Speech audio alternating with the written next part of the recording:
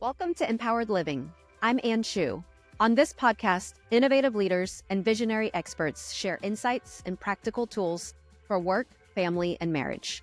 Each episode, we'll explore how to elevate your life while staying grounded in what truly matters to you. You're working hard to navigate relationships, build a thriving family, and create a legacy of purpose. We're here to help you do that with confidence and intentionality. So if you're ready to live a life by design, you're in the right place. Let's dive in. Welcome back to Mpowered Living. I'm your host, Sheu, and today's conversation brings the kind of clarity so many of us are quietly craving when life starts to feel like it's too much. My guest is Dr. Rachel Goldman, clinical psychologist and author of When Life Happens. Rachel spends her days inside the real pressure cooker of modern life, working with high achievers who look fine on the outside, but are carrying far more than they can let on. In this conversation, we step into the parts of leadership and ambition that rarely get named. The mental load, the constant striving, and the quiet burnout that sneaks in when you're doing everything right. We also explore a different way to think about stress, success, and what it actually means to keep going without losing yourself in the process. This one invites you to slow down just enough to check in with your energy, with your expectations, and with the story you're telling yourself about how you're doing. Let's dive in. Dr. Rachel, welcome to the show. I'm so excited to chat with you today. Thank you so much. And thank you for having me. I'm super excited about this conversation. I am too. Okay, let's start by talking about your new book. So will you tell the listeners what your new book is about and where they're going to be able to find it? Yeah, thank you. And here it is. So it's on pre-order right now. Its release date is April 7th. I just say it's called When Life Happens, which is the main title, but the whole book is called When Life Happens, the mindset shift you need to manage stress, build confidence, and break free. So as you probably know, I'm a clinical psychologist that specializes in cognitive behavior therapy. And this book has kind of been like a thought that I've had in my head since grad school to make cognitive behavior therapy more accessible and approachable to everyone. So it's really breaking down some of the key skills in CBT in a way that I really want to equip the reader with the tools that they need for when life happens, because life happens, right? Stress happens, life happens. And I think we all at times react as opposed to respond. And the book really gives you the tools to be able to slow down, pause, respond instead of react, and then really looking at the connection between our thoughts, emotions, and behaviors, and understand that a simple but not easy mindset shift can really make a big difference in terms of how we're feeling in life and how we show up in life. So, I dive into a lot of different things related to stress, related to building your coping toolbox to help you manage what's going on, as well as reminders like it's okay to not be feeling great all the time, kind of validating all of those things, as well as an entire chapter on body image and how kind of like, okay, now you're looking at the world in this way. How can we turn that inward and really learn to build some confidence within yourself and show up to be the best version of you that you can be, given what's going on in the world around us? Oh, that's so good. So if somebody is listening, how do they know that they should read this book? Yeah, such a great question. And I want to just say everybody should read it, of course. But, I something that really that I got across in this book was that I don't want you to wait until you're in crisis to pick it up. So the idea is that I want to give you the tools in advance to practice and to be able to become familiar with it. So when life does happen, it's not like, oh my God, what do I do? I remember there was a breathing exercise, but I don't remember how to do it. What do I do? How should I do it? You don't want that to happen. So it's similar to what I say, which is don't wait until you're in crisis to seek therapy, right? But I will say that many of us these days, I think, feel stuck, right? Like maybe things we've been doing in the past all of a sudden aren't working for us anymore. And that's because life happens and things change and we may be in a different phase of our life.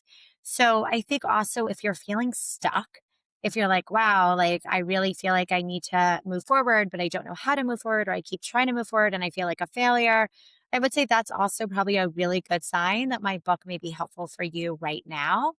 But again, I want it to be a book that you can come back to as you're going through different parts, like different phases of your life, because something may resonate today. And you may be like, oh, I wasn't going through that then, but now I am. Let me pick up the book again.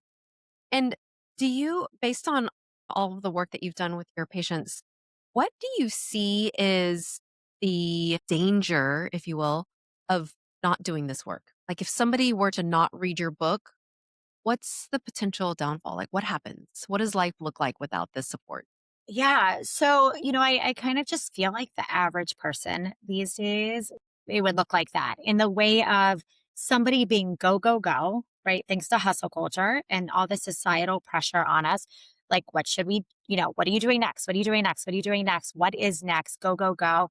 And eventually getting burnt out, right? I really think that that is the person that, like I never like to use the word should have. I even put that in the book, but like that's the person that probably should have had my book prior to that point, right? Now, I do want to identify though and acknowledge that if you're listening and you are already burnt out, that that's also okay. I give you the tools and tips to help you kind of get out of that as well. So yeah, but I think it would just feel the person would feel more pressure. There's all this pressure in the world and kind of like eventually we internalize it all and then we start feeling like something's wrong with us and then eventually we might get burnt out. What are some of those early warning signs of the burnout? Like the early warning signs that somebody is operating beyond their healthy threshold level? Yeah, I think identifying and realizing that you have low energy, right? So, like, if you notice any kind of change in your energy, in your sleep, in your appetite, in your mood, in fulfilling your daily responsibilities and your functioning, I would say that's kind of a first sign if you notice something is off with that. But I would like to mention is that we all have bad days, right? So, it's if most days are starting to look like that, and actually, I just said this recently to somebody else. I actually got to a point of burnout when I was working in the hospital. And what made me realize it was that I started getting the Sunday scaries. I was like dreading going to work, right? So, like, if you are dreading certain things, if like you're not finding joy in things you used to find joy in, these can actually be signs and symptoms of depression and other clinical diagnoses as well. But if there's any little shifts like that, I would say check in with yourself. Are there more days than not that I'm feeling that way? Also, just stress in general, right? I would say, and I do this in the book actually, there's kind of like a body scan check in, but check in with yourself. Are you holding tension, right? Are you getting headaches a lot throughout the day? Are you having tension in your shoulders, neck, back, things like that? These can be kind of some early warning signs that people miss because we're not tuned into our bodies and we're just go, go, go. We're ignoring it and we just keep going.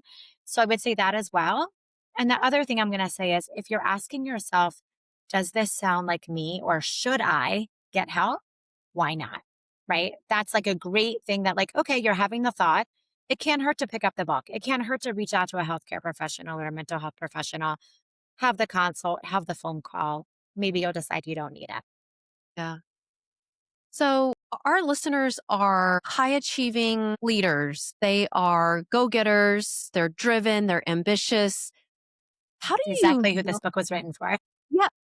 But at the same time, like, how do you know the difference between that healthy level of ambition and pressure and the harmful version where it's taken to the extreme and we really do need to look at some outside resources? Because I think there is this level of internal drive that can be healthy, right? But how do Absolutely. we know where that line is and when we've gone too far? Yeah. So there's actually a good stress that's called eustress, spelled EUSTRESS. And I like to use that as an example because there's stress, which, first of all, we all have stress. Stress happens. But the good stress motivates us to do a little better, right? It motivates us to review our notes before a presentation or before an exam. The bad, I don't want to call it necessarily the bad stress, but the bad stress can become chronic and can become problematic. It is not motivating. It doesn't feel good. So I think the first kind of sign and the first thing to think about is this helping me achieve my goals? And how does it feel? Right. But again, I think we are too driven to go, go, go that we're not pausing to check in with ourselves. So my first recommendation would be is to just pause and be like, how am I really doing? Like, not just as a friend answering and you're like, oh, I'm good, and we move on, but like really pause. How am I really doing? Are you struggling in any area of your life? Right? Does it feel good to go, go, go? Right? Like, I get it. I am a high achiever as well. I thrive on, doing the things that I love like this and doing all of these things. But there becomes a point that it's just too much. And we have to check in with ourselves and be honest with ourselves. So, like, something I often ask myself is like, do I really have the mental space for that right now? Right. And if I say yes, what is it going to look like versus if I say no? Oftentimes, saying no is saying yes to us. But oftentimes, we want to say yes, yes, yes, yes to everybody else. And then we put ourselves on the back burner. So, maybe even some reflection questions like, when is the last time that I did something for myself? Right? If you cannot remember, that's probably a sign that you're doing too much, right? If you are not able to sleep because your mind is constantly racing or it's that endless to-do list, that could be a sign. Again, all of these things and it's tricky to answer that question of like when does it kind of turn over into the unhealthy? Because I can't give you a one answer for all, right? It really depends on each individual and your capacity today. And that's the important thing. And I talk about that in this book because we could compare ourselves to years ago, right? Well, years ago, I was able to stay up till 1 o'clock in the morning and get all this done. Well, that was a different phase of our life. And we're maybe have different roles and responsibilities now, right? So just because we were able to accomplish something in the past doesn't mean we can today, or should we? And just because our friend or the person on Instagram is able to do it doesn't mean you can or should either. So I think we really have to get away from that comparison and start thinking about what is good for me, what is going to make me feel my best, and maybe that's saying no, right? A little bit more than you are. But what about the people whose self-worth is tied to productivity and achievement? I knew you were going to ask that. I absolutely know it. I knew it was coming. You're literally hitting on all the things that I talk about in my book. And that's society right now, right? It is like, let's do more, more, more and prove that we are worthy. When actually, I want to challenge that and think, let's do less, less, less and prove that and not have to prove that we're worthy, right?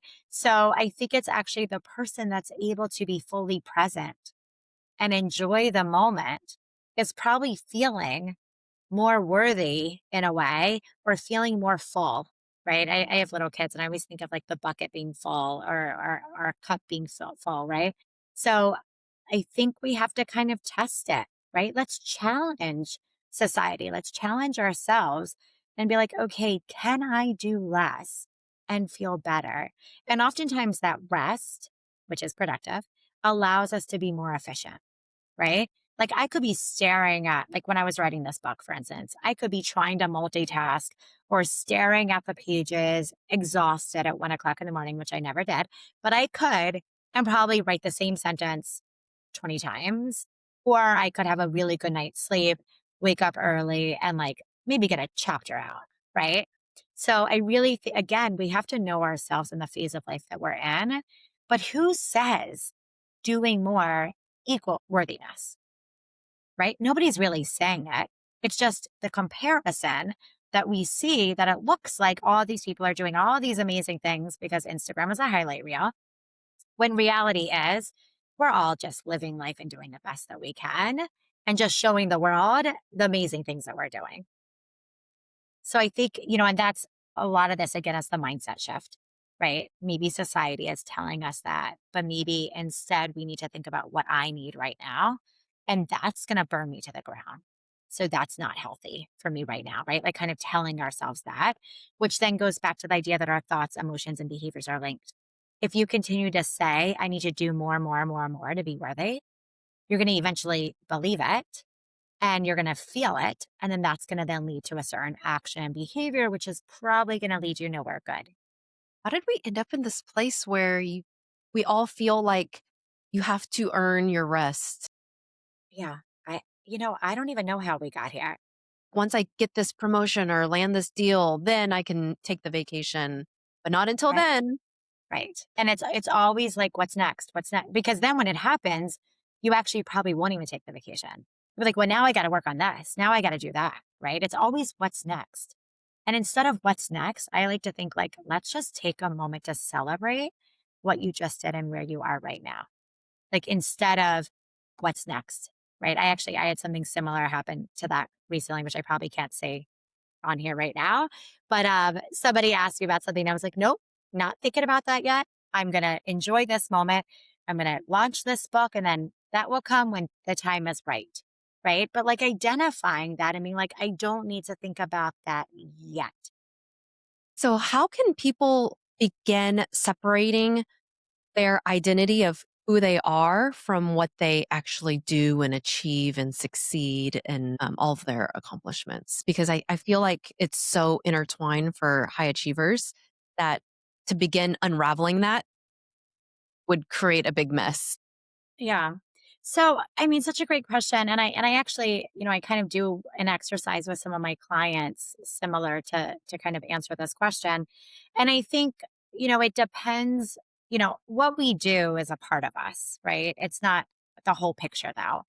It's the same as I like to think about life and work life balance, which balance, doesn't Mhm. really exist, so to say.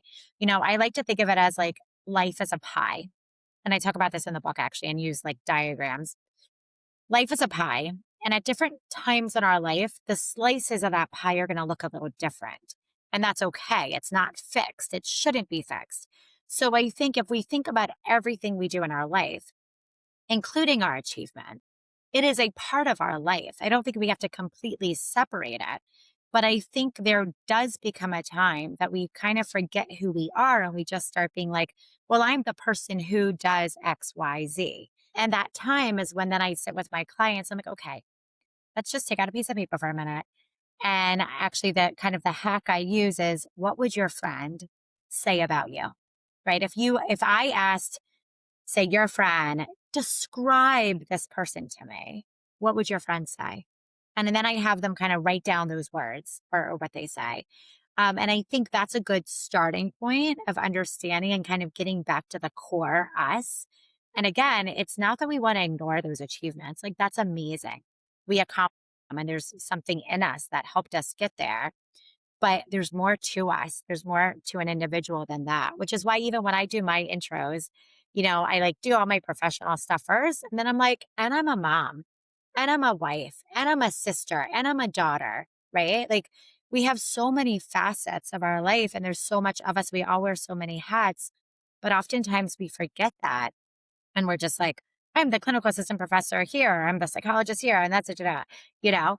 And I think we need to just take a moment and like get back to the humanity of it all, right? Like we are people first. So I think kind of there's a few exercises we can do, like what I had described, that will help. And then I think also just pick up more hobbies, right? Like start really asking yourself, what is it that I enjoy to do when I'm not working? What is it that I enjoy to do outside of work? And do a little bit more of that. And I think then we start feeling like we have a more, I'm not going to say balanced, but we have a more grounded kind of life. Because again, at different times of our life, it's going to look different, right? Maybe we're really focusing on relationships or family or work or that promotion, but it doesn't mean that the other aspects don't exist. They're just not getting as much attention. And maybe it's time to flip it, right? Maybe we realize, wow, I've been working really long hours. I've achieved so much. Maybe you just got a promotion. Like maybe it's time to like now focus on the other areas a little bit more, right? Kind of float in that one a bit. Okay, so let's go back to what we were talking about at the beginning around why somebody would need to read your book and how this book is equipping them with tools so they can be prepared when life happens, right? Right. When they feel So, stuck, when life happens, when they don't get the job that they wanted, when they don't get the promotion, or if they yeah. do. I mean, any change can be overwhelming. And I like to remind people that it can be a good change or a bad change. You get the promotion, you get a new job, that can also be scary and overwhelming. Mhm. It's positive, but scary and overwhelming. Or you don't get it, and that's scary and overwhelming. So Yeah. it's literally like just having the tools for when any of that happens. And what are some of your favorite tools in those moments? Well, obviously the mindset shift and, kind of going from a fixed mindset to a growth mindset, I think is really important. I would like to think that most high achievers have a growth mindset, but they don't. So I think identifying that and then working towards more of a growth mindset. So anybody that's listening, a fixed mindset is more like your all or nothing thinking. Like maybe I'm never going to be able to do that. I can't do that. I like to add the word yet to make it a growth mindset. Like I can't do that yet, or I'm working towards it, or I'm not there yet. I'm trying my best. So again, the way that we speak to ourselves is really such a big tool in our toolbox. And then I think building coping tools. So, like when that stuff happens, when life happens, what are you going to do in the moment that allows you to respond and not react? One of them is pause, right? Let's just pause. Seems simple, but like kind of take a breather, pause, and then maybe think, okay, what can I do in this situation, right? And helping people build their coping toolbox for when those things happen. And that's really like your stress management tools. Another thing I talk about is making sure that you're taking care of yourself. To me, self care is preventative care. It is something that we should, I don't like the word should, but I'm going to use it. It's something that we should be doing on a regular basis. I'm not talking about getting an hour long massage or going to the bubble bath or, getting a bubble bath or going on a luxury vacation necessarily, talking about the small daily habits that we do on a regular basis on most days that make us feel our best. And that could be making sure that you're getting to bed at a reasonable hour and getting the sleep quality and quantity that you need. That could be making sure you're sitting down and eating, right? Nutrient dense food that makes you feel good. Kind of the most basic survival behaviors is self care, but really being more intentional with that. It is one of the biggest areas where you see like high achieving leaders need to focus on? Like, where's like the common area of opportunity for improvement that you see that's like a common theme? Something I see a lot in my clients is kind of going back to the rushing and the go, go, go. And actually, with one client in particular, we worked on something that, again, seems so simple, but like blocking a 5 minutes in between every meeting or project or call to take a breather, right? Because many of us book back to back meetings. And again, at the end of the day, you're going to be burnt out. You're going to be stressed. You're going to be overwhelmed. So, I always say we need to create those moments. We may not necessarily have them, but we need to create them, right? So, throughout the day, our stress level can easily go like this without even realizing it. Then maybe you have a family and you walk in and you are irritable and you blurt something out that you might not feel the best about, right? And it's not that they did anything wrong, obviously. It's just that you didn't take the time that you needed throughout the day to kind of refocus and ground yourself. So, something that I really recommend is that throughout the day to check in with yourself and do something that grounds you. And it could be, like for me, I never, I always have at least 5 minutes in between clients or meetings. And what do I do at that point? I'm usually filling up my water bottle, I'm going to the bathroom, and I'm taking a breather, right? So, like, imagine if in between every meeting or every project or every appointment you had, you took a breath. So, instead of building that ladder up and going, maybe instead you're here. Oh, now you're here. You're here. Now you're here. You're here. Now you're here. And that's the preventative piece, right? So, I think for a lot of people that are high achievers, what's next? What's next? What's next? Again, it seems so simple, but it's hard. I would say to slow down, be more mindful, and pause, right? Check in with yourself. What do I need right now? It's probably not to rush to the next meeting if you really turn inward, right? It's literally, maybe it's, I need to send an email that I'm going to be 5 minutes late, Yeah. right? Like it's okay. I need 5 minutes. I'm going to take care of what I need to do. I'm going to walk in feeling more grounded.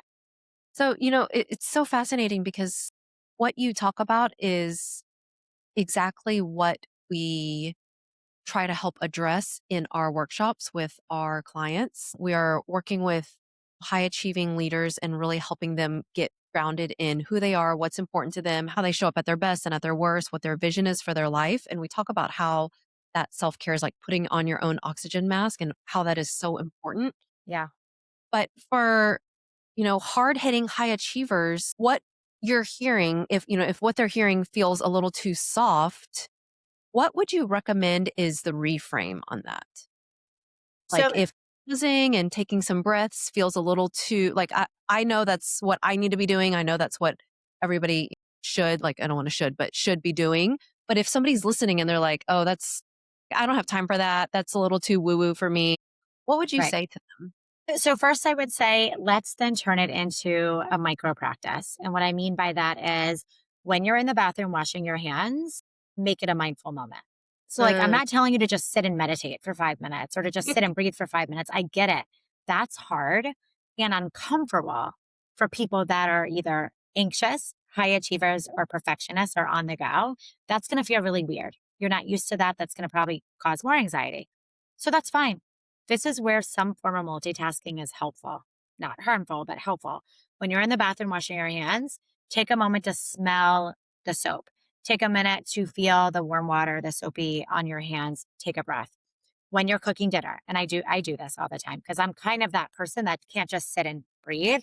I'm walking to the bathroom and I'm breathing while I'm walking. Like I'm more intentional than you're cooking dinner, same thing. You're taking a moment to be fully present and mindful in those things that you're doing is going to accomplish the same thing as somebody else who wants to sit quietly and meditate or breathe for that 5 minutes. It's okay. So I think the key is finding what works for you. If I tell you to do XYZ and you're like, I am never going to do that and I never see myself doing it, then it's a disservice to you, right? Like I'm not helping you. And that's often people will say to me, like, well, what should go in my toolbox? What should I do? And if they give me, like, if I'm like, well, let's think about your life, because it's not helpful for me to tell you what I do. But if somebody might say, like, oh, I'm going to start doing whatever it is, I literally say to them, do you actually see yourself doing that? So, like, even today, a client said that they were going to do something. And I was like, okay, sounds great.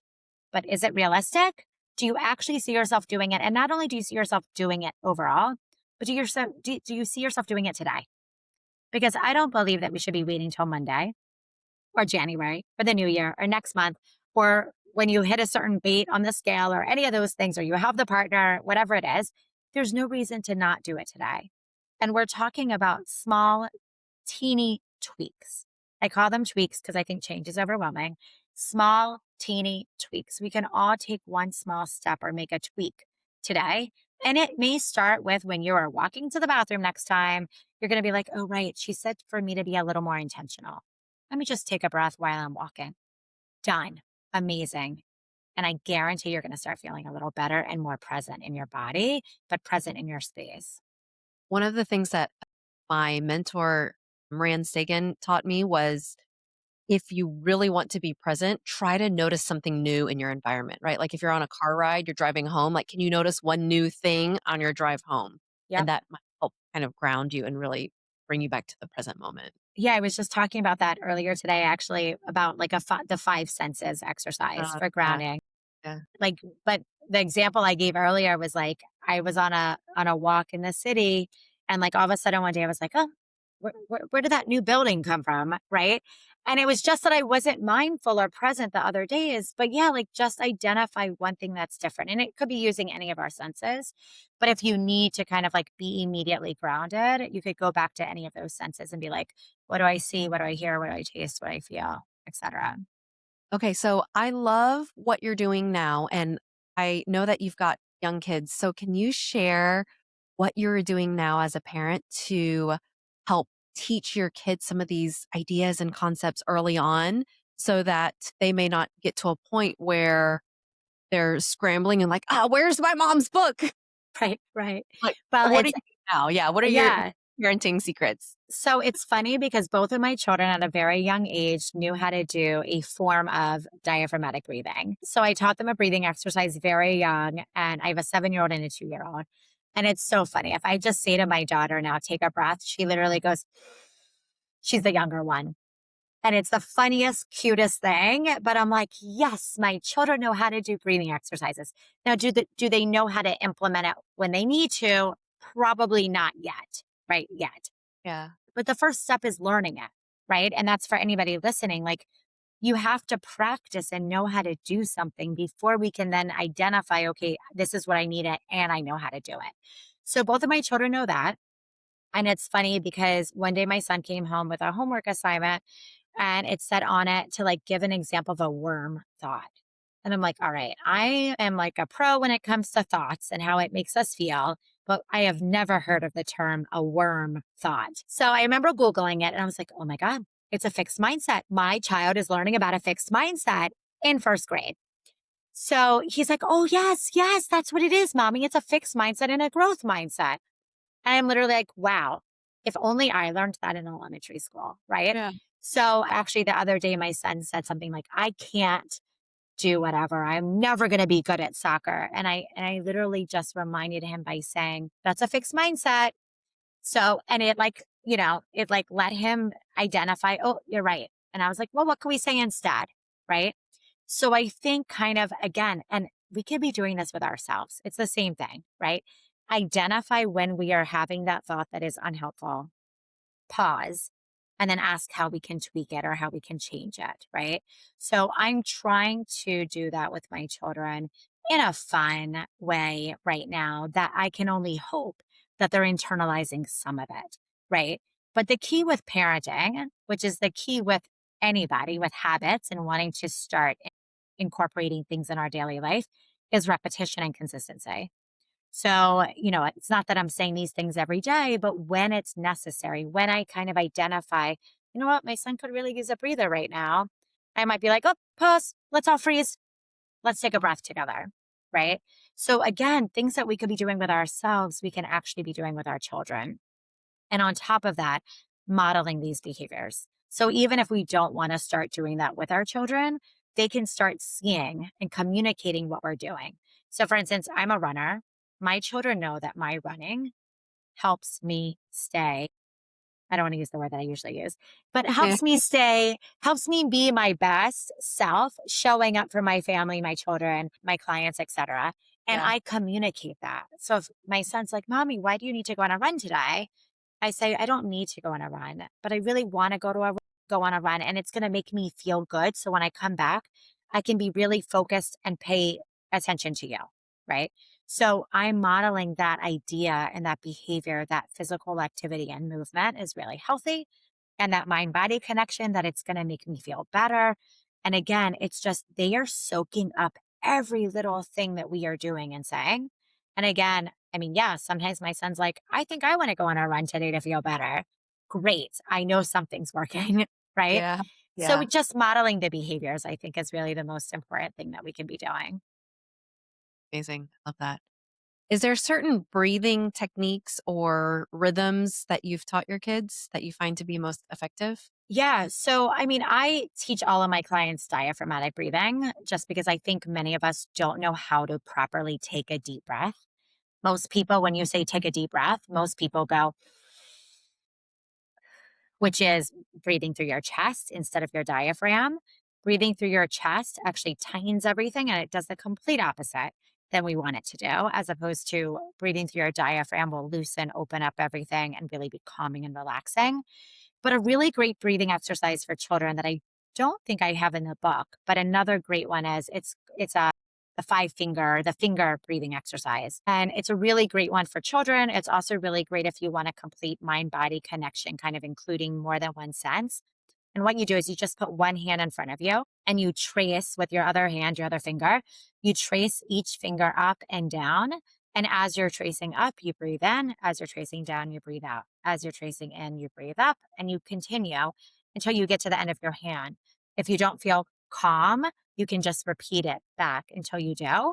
I think it's really great for kids. And we could even, again, do it together. But I think that's just kind of easier than breathe through your nose, have your belly expand. It's a little complicated to learn diaphragmatic breathing for children and for anybody until you learn it. So this is just, it doesn't matter. You don't have to count. It's just breathe in, breathe out until you get to each finger. That I have also taught some of my older kids. I mean, my kids are also little, but I've taught the older ones deep breaths as well. And now they use it on me. So if they see that I'm upset, they're like, Mama, you need to take a deep breath. And I'm like, That's amazing. But again, that shows that you gave them that skill and that tool that they now can identify when somebody needs to take a deep breath, right? Yeah. That's incredible. I mean, to me, that would be a win. And I feel like one day that did happen to me, and I was like, yes, like for you to identify that mommy needs a breather is huge. Cause then Yeah. they can, eventually they're able to do it to themselves. Yep. Yep. That's a win. Okay. Let's do a couple of rapid fire questions if that's okay. Sure. All right. One habit that most improves mental health over time. I want to say pause, take a breather, right? Like it's really all about slowing down and being more grounded, A boundary that protects emotional well-being. saying no, say no more often. The question that you encourage your clients to ask themselves regularly. What do I need right now? Okay. And then before we wrap up, for any listeners that are feeling stretched too thin, they maybe feel like they're struggling, what's one small step that you would encourage them to take in the next 30 minutes, in the next hour? Like, what can they do right now, right away? Yeah, I would say, you know what, reach out to somebody. Supporting connection is huge. And I think oftentimes we want to kind of hide in our shell when we're feeling really overwhelmed or stuck. And really, we just need somebody to, you know, listen, right? So I think if you're going to reach out to somebody, though, maybe say, I like to start it with this, like, tell the person, I'm going through a lot right now. I just want you to be here for me. Maybe you're not looking for advice or ask for advice if that's what you're looking for, right? Like I'm really stuck. I could use some help. Or it could be, hey, can we meet for dinner? And I don't want to talk about work. Like I don't want to talk about things that I'm really overwhelmed. I just want to kind of get out and have fun. So I think reach out and connect with somebody. I love that. Okay. Before we wrap up, can you tell us one more time the name of your book, show us the book again, and tell us where we can pre order? Awesome. Absolutely. So my book is on pre-order right now. You can find it at whenlifehappensbook.com, but you can actually buy it anywhere books are sold. So you check out, any of those places, but all of the links are on my website, whenlifehappensbook.com. You can find me at Dr. Rachel NYC across any social media platform. This is the book. It'll be coming out in bookstores April 7th, but you can pre-order it now. Yeah, and I always say I love to connect with people. So reach out to me. You can DM me on Instagram or social media. Just know that podcasts, Instagram, etc., are not therapy, but I'm happy to point you in the right directions, provide resources, or just say hi and connect. I love that. And my poor kids, I read all these nonfiction books to them. So I can't wait to buy this book and get it and do bedtime with them. Amazing. Well, you could do one of the breathing exercises with them, I right? love it. Yes, Thank you so awesome. much for joining us today. It was a pleasure having you here today. Thank you so much. Thanks for tuning in to Empowered Living. I hope today's conversation sparked some inspiration and gave you tools to live more intentionally in your family, work, and life. If you enjoyed our episode today, be sure to subscribe so you never miss an inspiring story or actionable takeaway. And if you know someone who would love this episode, share it with them. Because living an intentional life is better when we do it together. Until next time, remember, the life you want doesn't happen by chance, it happens by choice. Let's keep creating it one step at a time.